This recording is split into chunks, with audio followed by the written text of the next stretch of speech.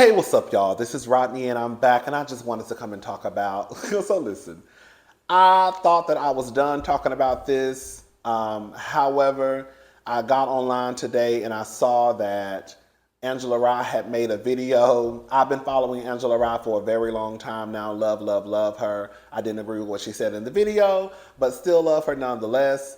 And I also saw last night, I went live, some of you in the comment section were telling me that Iyanla had made a video. I didn't know what y'all were talking about, but I did see the video on the Shade Room after I got off after the live ended. So we're going to talk about that too. I just think that it's very weird that how this has transpired into something that I really don't think that it should have kind of snowballed into.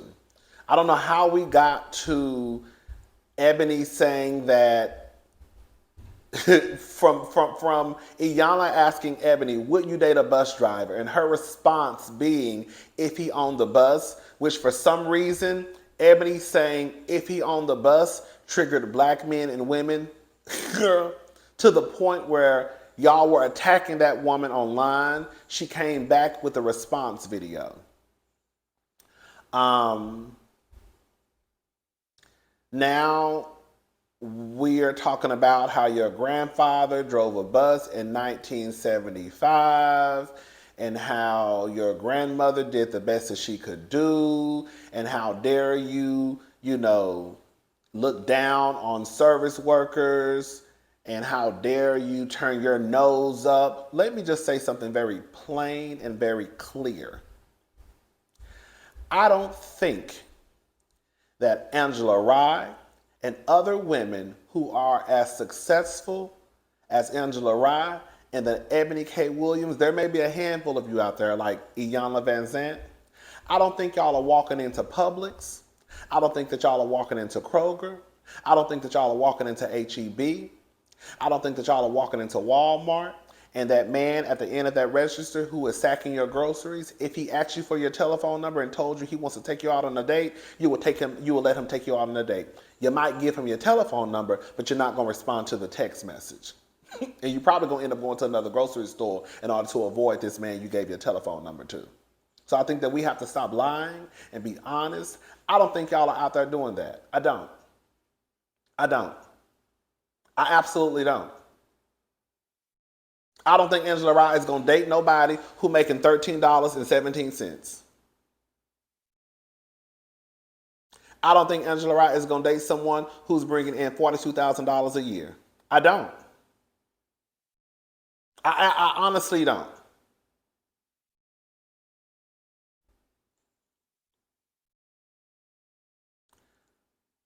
I think the only way for people to step out of their feelings is to accept the truth.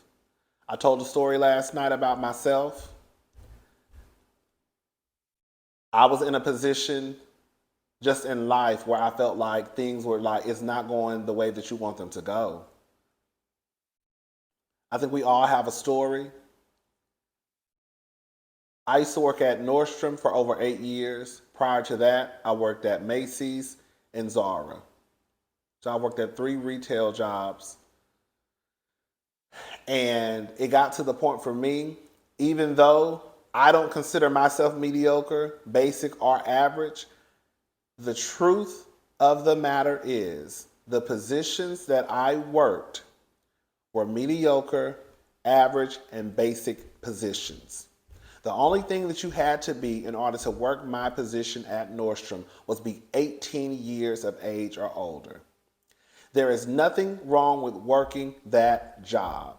For me, it was wrong for me because I knew that I had not reached my maximum potential. I just knew I hadn't.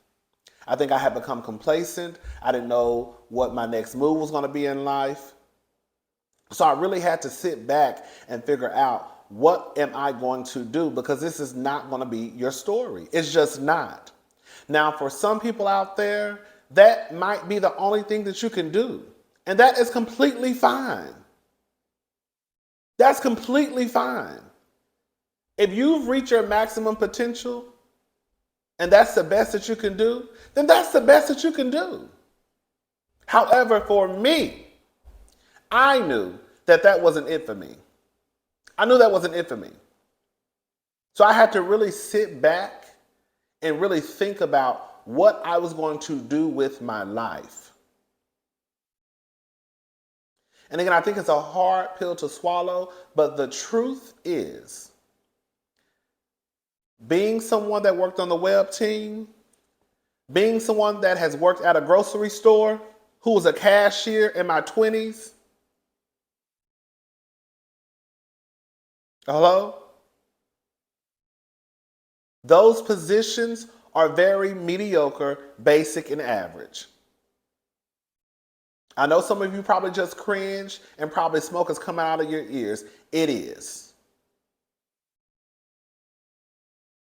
And this is coming from someone who has worked in these positions before. I want to be very clear. No one is calling people basic, average, or mediocre. The positions are. If you have reached your maximum potential and that's all you have to offer, then that's all you have to offer. And what I mean by that, let me try to make it even clearer for you. And some people may say this may be the wrong analogy, but I'm just trying to make it as clear as possible. Say you're special needs, right? Say you're special needs. And the most you can probably do, your maximum that you can give in life, is be a cashier at a grocery store. I can't be mad at you for that. You see what I'm saying?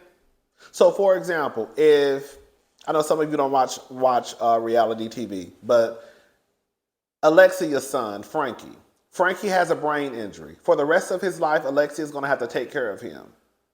Frankie can't really do a lot on his own. So Frankie is very limited to what he can do. So in a way, Frankie's going to reach his max potential. You see what I'm saying? That's not the story for everybody. Anyways, I just want to go ahead and say that before we even went further into this conversation. Let me go ahead and play the clip from Iyanla, and then, girl, we're going to move on. To all of the bus drivers, the UPS drivers, the FedEx drivers, to the sanitation workers and the EMS technicians and the postal workers, to the truck drivers who bring the milk that my great-grandson drinks and the bread that I love to the supermarkets, to the plumbers and the electricians, and yes, to even some of the Uber drivers. I would date you. I want you to be real clear. I would date you, and I thank you for being the heartbeat of this country. I really do. And yes, I'm a lawyer. And yes, I have a bachelor's degree, a master's degree, a law degree, and an Emmy. I've been on the New York Times bestsellers list several times for some of the 19 titles that I've authored. And to you, beloved blue-collar, hard-working men out there, I would date you in a hot Mississippi minute. If, and here are my conditions, okay? If you're good to your mother, and if you are in good relationship with the God of your understanding, and if you take care of or have taken care of all of the children you sired, and if you treat me well, yeah, I would date you, because I believe those are good ingredients. And if you have good ingredients, you can make a great meal. Together, grow together, build together, evolve together, create together with good ingredients. And those things that I mentioned, I believe all of those are good ingredients. I think that it was absolutely messy and unnecessary for Iyanla Vanzant to come down to the World Wide Web and make this video. And the more that I think about it, I can see that it was a setup. I can see, because when y'all were saying that last night, you think it was a setup? I was like, no, I don't think it was a setup. But now it looks like it. I want to read a comment from the comment section. from her comment section, because I was reading the comments and see, I like to see what people have to say. And this is what someone said. Auntie, I love you. You are great at breaking generational curses. However, generational economic preservation and legacy is not your forte. As an African woman whose ancestors never left the shores, it's imperative in our society that women not only marry up, but men are also expected to be providers and protectors. Love, as my ancestors and great African aunties and uncles taught me, wasn't about dopamine or serotonin. That's just temporary infatuation. I know African American women and men live in a country whose system has programmed them to be poor and to stay poor. Mediocrity is uplifted in the Black American culture. Yes, all these jobs are respectable: drivers, janitors, etc. Don't shame Black women for having a preference to secure their future generations' wealth. Ma'am, you're an accomplished author, lawyer, teacher, and speaker. Your school of thought had you marrying men who were insecure of your success, your words, not mine, because you were not equally yoked. It happens 3 times. 3 times. You chose struggle of. Look within. As you say, sometimes the best thing we can do is unlearn. I love you and respect you. It amazing. It's astonishing that Iyanla Vanzant, with her resume at 70 years old, has said out of her mouth that I would date a bus driver. I can build with a bus driver. Girl, at 70 years old, with all that you've accomplished, what are you building with a bus driver? And I'm not even trying to be mean, but honestly, what are you building with a bus driver at 70 years old with your resume? And then, if you've been married 3 times and all of your relationships have flopped and you have came out and said out of your mouth that, girl, these men resented you because of your success and this, girl, why would you then turn around and go down the same road? This will, like,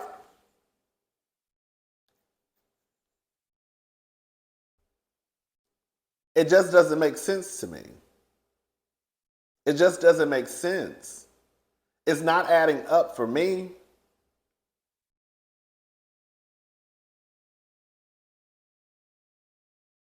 And we know that when there is a relationship where the man isn't the provider or protector as he probably wants to be, or as some of y'all say he should be, and the woman is the one who actually is the provider, the protector, it starts to come with resentment and all the other stuff. Y'all know this stuff.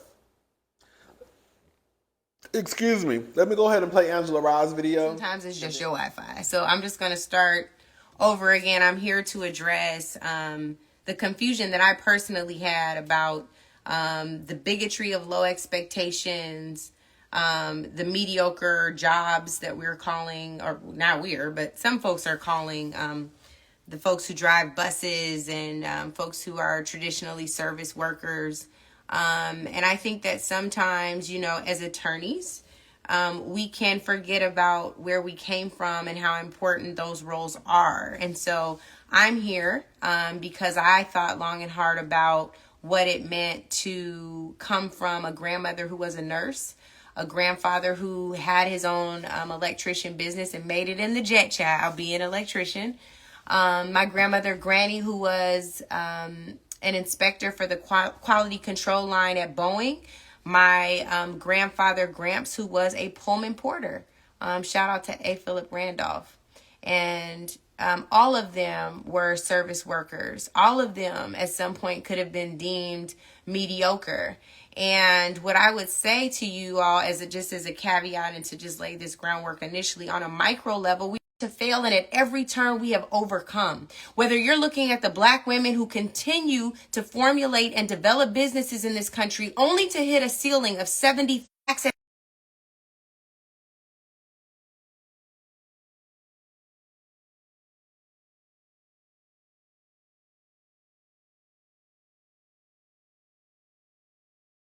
I don't know what's going on with this connection, but all I'm saying is I'm doing all that I can with the gifts that I know that I have, the potential that I know that I'm walking in, and that does not beget access to a cap table, right? Especially because we know how we look, we know who we are, we're very clear about all of that. So what I would say is, if we are mediocre at all as a people, I'm just speaking very generally here. If we are mediocre at all as a people, the culture, if we're mediocre at all, it is because of the very whack ass circumstances we've been placed in, and we've thrived and we've survived. And so what I would say to us is, to avoid the Bill Cosby rhetoric, like we've seen where that's landed him. We don't have any place for that in our culture. We don't need to pull ourselves up by bootstraps when we, for whatever reason, have not been given the boots. We know what the reason is. So you can't pull yourself up. You can't condition yourself out of mediocrity. You have to be provided a different kind of playing field. And so I would challenge all of us to focus on equity, to focus on access, to focus on the things that change the conditioning, the current circumstance, the environment. Those are the things we need to focus on. And meanwhile, we need to shout out every person in our family, every person in our community that makes a difference for us, that has made our lives possible. There are folks in our community who were able to buy their first homes, those homes still in their families, because they were in these mediocre jobs, being exceptional, doing the best they could with what they have. And everybody else who's coasting, that's up to them. But we've got to be very careful with our words. So what I would tell you all is that we should continue to stay resilient, that we should continue to live and exist in our power, that we should continue to be overcomers and conquerors, and know that there is better for us, and we especially will be better off if we continue to challenge the system and change the game. But in the meantime, we don't need to boo-boo or poo-poo on anybody and where they currently are, where they find themselves. We do not know how they got there. We don't know what else they're trying to do, what else they have going on for themselves. That's just not our role. So I hope that this clears it up for some of us. And this is also a great moment for Black folks. You know why? It's very clear we're not monolithic. We see things different ways. Language triggers us in different ways. We need to be responsible with our words and be very clear about what we're trying to communicate. So what I hope that y'all hear from me today is I stand with the sanitation worker, the bus driver, the school teacher, my auntie who was a librarian before she passed, my uncle who was a painter before he passed, everybody who's made it possible. I feel like the way Angela responds, like, I don't know, girl. I don't know. It's weird that, like, y'all are taking Eboni saying that I would date him if he owned the bus to her calling out mediocrity, and somehow that means that she is shitting on the man who brings your bread. That means she's shitting on your grandfather who drove a bus, or all of the, as DJ Envy calls them, the average working person, the average person, as Charlemagne called them, regular everyday people.